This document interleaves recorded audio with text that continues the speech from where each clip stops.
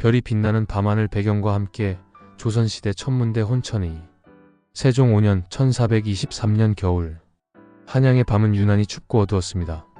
창덕궁의 작은 방 하나에서만 희미한 등불이 새어나왔죠. 그 방에서는 장영실이 밤을 새워 하늘의 비밀을 연구하고 있었습니다. 영실아, 역시 무리한 일이었어. 오늘로써 내 연구는 끝내야겠다. 세종대왕의 말씀에 장영실은 고개를 숙였습니다. 그의 발명품인 자경루가 망가진 책임을 지고 파직을 당해야 할 순간이었습니다. 하지만 역사는 때로 한순간의 결정으로 완전히 다른 방향으로 흘러갑니다. 전하, 잠시만 기회를 더 주십시오. 제가 밤하늘에서 발견한 것이 있습니다. 장영실은 그가 그린 특이한 천문도를 펼쳤습니다. 기존의 천문도와는 달리 별들 사이의 관계와 움직임을 수학적 공식으로 표현한 그림이었습니다.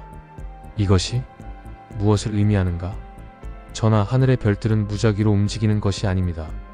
모든 것에는 규칙이 있습니다. 마치 물시계의 톱니다 바퀴처럼 하늘의 별들도 일정한 법칙에 따라 움직입니다.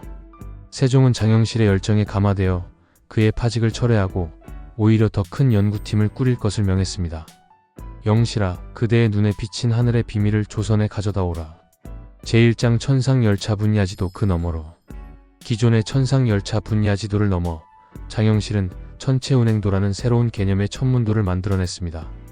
이것은 단순히 별자리를 기록한 것이 아니라 천체의 움직임을 예측할 수 있는 도구였습니다. 장영실의 제자 중 한 명인 이순지가 물었습니다. 스승님, 이 도구로 무엇을 알 수 있습니까? 하늘의 별들이 움직이는 패턴을 이해하면 우리는 미래를 예측할 수 있다. 농사의 시기를 더 정확히 알 수 있고 항해의 길을 더 안전하게 찾을 수 있지. 세종 12년, 장영실은 추동이기라는 새로운 기구를 발명했습니다. 이 기구는 별들의 움직임을 기계적으로 재현하는 장치로 오늘날로 치면 천체 시뮬레이터와 같은 역할을 했습니다. 제2장 바다를 넘어 하늘을 향해. 세종 20년, 장영실의 발명품은 조선의 항해수를 완전히 바꾸어 놓았습니다. 천측이라 불리는 그의 발명품은 별의 위치를 측정해 배의 정확한 위치를 파악할 수 있게 했습니다. 장영실의 천측의 덕분에 우리는 더 이상 해안선을 따라 항해할 필요가 없소.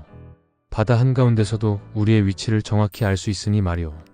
조선의 함대는 이제 동중국해를 넘어 태평양으로 진출하기 시작했습니다. 그들은 새로운 땅, 새로운 문화, 새로운 지식을 발견했습니다. 한편 장영실은 더 큰 꿈을 꾸고 있었습니다. 별들은 우리가 생각하는 것보다 더 멀리 있다. 그렇다면 우리가 그곳에 가볼 수는 없을까?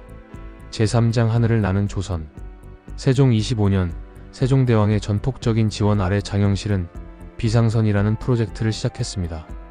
10기구의 원리를 응용한 비행 장치였죠. 사람들은 내가 미쳤다고 말합니다. 하지만 전하, 새도 날고 구름도 뜨는데 왜 사람은 하늘을 날지 못한다고 생각하는지요? 세종은 미소를 지었습니다. 영실아, 네가 하늘을 날게 된다면 그곳에서 무엇을 보고 싶은가? 저는 별들이 실제로 어떻게 생겼는지 보고 싶습니다. 그리고 지구가 정말 둥근지도 확인하고 싶습니다. 세종 27년 봄, 한양 외곽의 넓은 들판에서 역사적인 순간이 펼쳐졌습니다. 장영실의 비상선이 첫 비행을 시도한 것입니다. 모든 준비는 끝났습니다. 이제 하늘로 올라갈 시간입니다. 거대한 비단 풍선에 뜨거운 공기를 채우자 서서히 장치가 땅에서 떠오르기 시작했습니다. 장영실과 그의 제자 이순지는 한반도 역사상 최초로 하늘을 나는 인간이 되었습니다. 제4장 별을 향한 조선의 꿈. 세종의 뒤를 이어 즉위한 문종과 단종, 그리고 세조에 이르기까지 장영실의 천문학 연구는 계속되었습니다. 그의 가장 위대한 업적은 천리경이라 불리는 망원경의 발명이었습니다. 스승님, 이 유리렌즈들을 어떻게 배열해야 합니까? 빛은 굴절한다. 우리가 별빛을 모아 확대할 수 있다면 우리는 별의 실체를 볼 수 있을 것이다. 세조 3년, 장영실의 천리경은 완성되었고 조선의 천문학자들은 처음으로 달의 분화구와 목성의 위성들을 관측할 수 있게 되었습니다. 이것은 우리가 알던 하늘이 아니다. 하늘은 우리가 생각했던 것보다 훨씬 더 넓고 더 깊고 더 경이롭다. 노년의 장영실은 자신의 마지막 작품에 착수했습니다. 천체운행이론이라는 책이었습니다. 이 책에서 그는 지구가 태양 주위를 돈다는 혁명적인 이론을 제시했습니다. 제5장 조선 별을 품다. 장영실이 세상을 떠난 후에도 그의 유산은 계속되었습니다. 성종시대에 이르러 한양에는 천문청이라는 거대한 연구기관이 설립되었고 조선은 동아시아 과학의 중심지로 떠올랐습니다. 중국과 일본, 심지어 멀리 유럽에서도 학자들이 조선의 천문학을 배우기 위해 모여들었습니다. 조선의 천문학은 정확하기로 유명하고 그들의 달력은 일식과 월식을 정확히 예측하고 그들의 항해술은 어떤 나라도 따라올 수 없소. 중종시대 조선의 과학자들은 장영실의 이론을 발전시켜 우주선이라는 개념을 제시했습니다. 지구 밖으로 나가 우주를 탐험하는 기계였습니다. 언젠가 우리 후손들은 별 사이를 여행하게 될 것이다. 그날이 오면 그들은 장영실의 이름을 기억할 것이다. 그날 그리고 오늘 현대의 한국우주센터 2025년 대한민국 고흥군 나로우주센터에서는 한국 최초의 달 탐사선 한별호가 발사를 준비하고 있었습니다.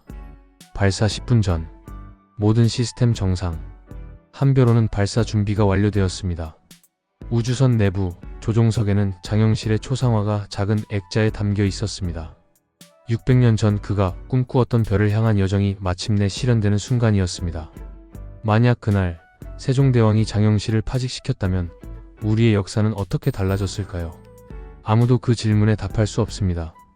하지만 한 가지 확실한 것은 호기심과 열정, 그리고 도전 정신은 어떤 시대에도 인류를 별을 향해 나아가게 한다는 것입니다. 그날 조선은 별을 품지 못했을지도 모릅니다. 하지만 오늘 우리는 그 별을 향해 나아가고 있습니다. 장영실의 꿈은 600년의 시간을 뛰어넘어 우리의 현실이 되었습니다. 그날 조선은 별을 품었을까?